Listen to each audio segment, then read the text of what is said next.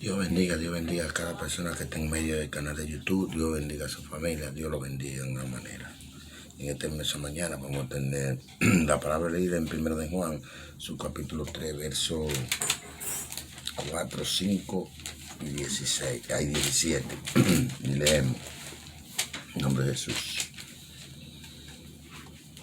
Todo aquel que comete pecado infringe también la ley, pues el pecado es infracción de la ley, y saber que el que apareció para quitar nuestro pecado, y no hay pecado en él.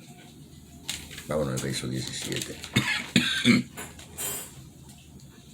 Dice, pero el hermano tiene, dice, discúlpeme, pero el que viene de este mundo y ve a su hermano tener necesidad y cierra contra él su corazón, ¿cómo mora el amor de Dios en él? Ya usted sabe qué quiere decir esta palabra. ¿Cómo mora el amor de Dios en esa persona? Es imposible, porque el que tiene y no da, no se parece a Dios. Porque el que se parece a Dios es el que puede ver la necesidad del otro hermano. Este ministerio de la iniquidad es en contra del ministerio de la humildad y de la misericordia. Ese ministerio es en contra. Pero vamos a hablar de este ministerio. Este es el espíritu de iniquidad que ya está prevaleciendo en la sociedad humana.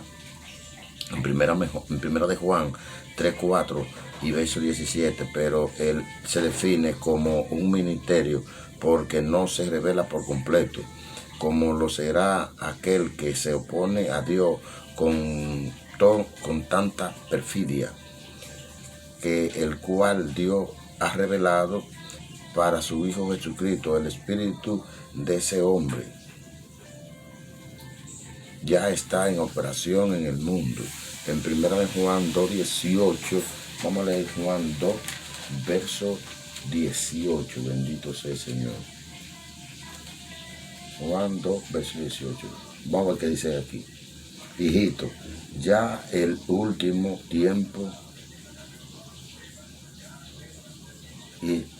hijito, ya es el último tiempo, y según vosotros oíste que el anticristo viene, así ahora han surgido muchos anticristos, pero por esto conocemos que el último tiempo, que es el último tiempo, bendito sea el Señor. Vamos a leer capítulo 4 en el verso 4 y 5. Bendito sea el Señor, que dice, hijito, vosotros sois de Dios y los habéis vencido, porque mayor es el que está con vosotros que el que está en el mundo.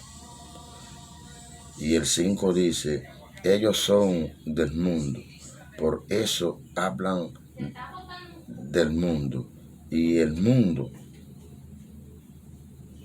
los oye. Aquí está hablando Juan. Vamos a ver qué dice sobre esto. Bendito sea el Señor. Dice, pero el hombre en quien se incorpore la plenitud de ese espíritu todavía no ha llegado. Juan le decía eso. Bendito sea el Señor. Pablo decía eso. Para más información, vea a Mateo 13, 11 y Efesios 3, 4 y 5. Vamos a leer Mateo 13, 11, que dice, Mateo 13, verso 11, bendito sea el Señor. Mateo 13, verso 11, aquí leemos. Él respondiendo le dijo, ¿por qué a vosotros os es dado saber los misterios del reino de los cielos? Mas a ellos no le es dado. Jesucristo está hablando ahí conforme al que tiene conocimiento. debe ser más suelto, más escuchar la voz de Dios.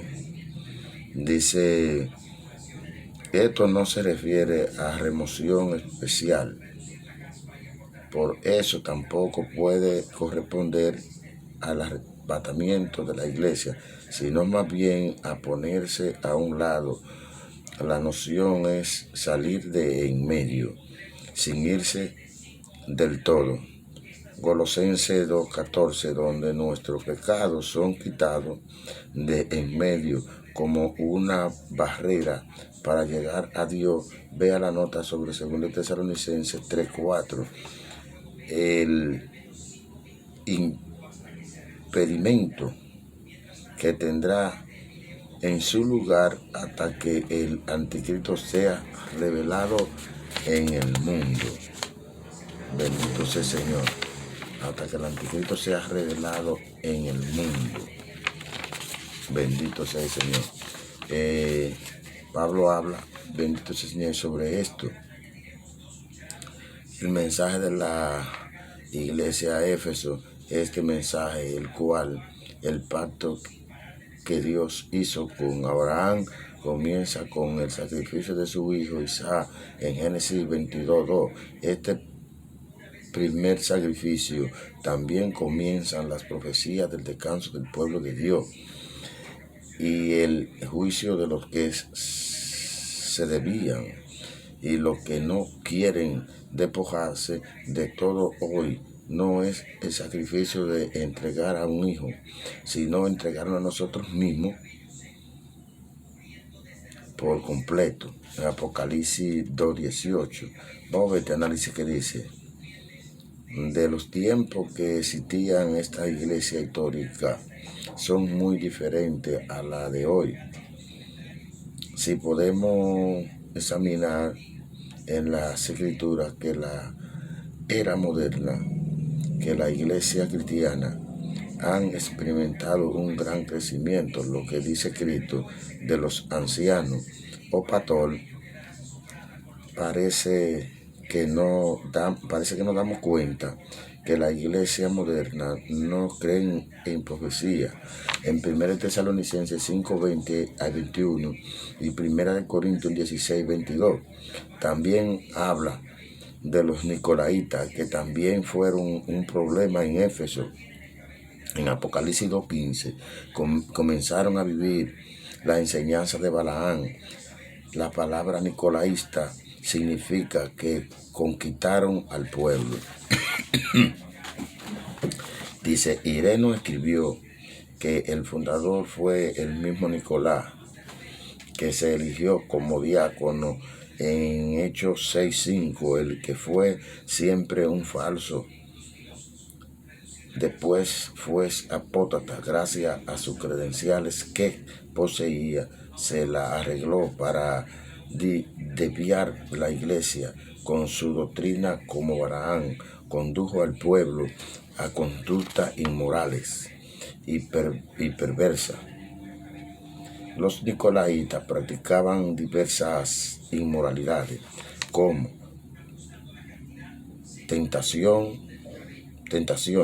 Clemente de Alejandría decía, abandonaron y se entregaron como chivo, dedicaron por completo a su indulgencia.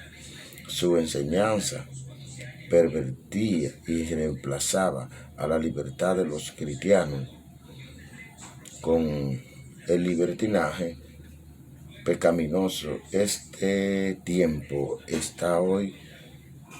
Observe cómo el mundo está en la iglesia, todo tipo de depravaciones. Bendito sea el Señor. Es terrible. Seguimos.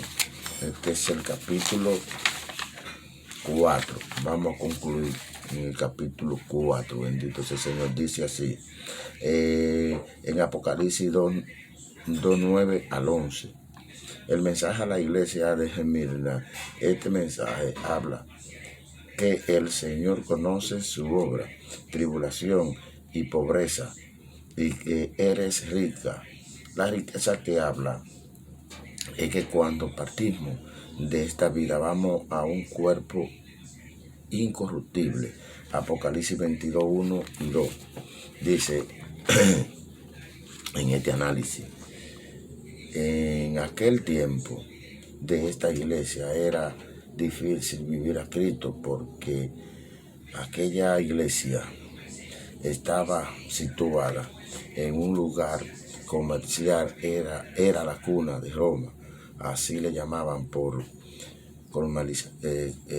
porque comercializaban con especies aromáticas y perfume. Era la cuna, era la ciudad más bella de Asia Menor, era un centro para ciencia, medicina, siempre estuvo del lado ganador en la guerra.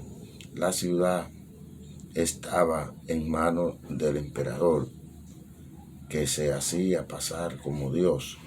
Esta ciudad estaba en sus manos por más de 50 años, pero después de la muerte de Juan Policarpio, quien era el pastor de la iglesia de Esmirna, fue enterrado vivo a la edad de 86 años por negarse a adorar al César. También una comunidad judía fue hostil en ataque a la iglesia primitiva. Vea Apocalipsis 2:13, que decían ser judíos, lo eran, pero solamente llevaban el apellido, pero no eran espirituales, sino eran paganos. En Romanos 2:28-29 se unían para perseguir y matarlo. Llamados cristianos con sus intentos perversos para aniquilar la fe cristiana. Vamos a ver este comentario. ¿Usted piensa que está lejos de la situación en los tiempos modernos?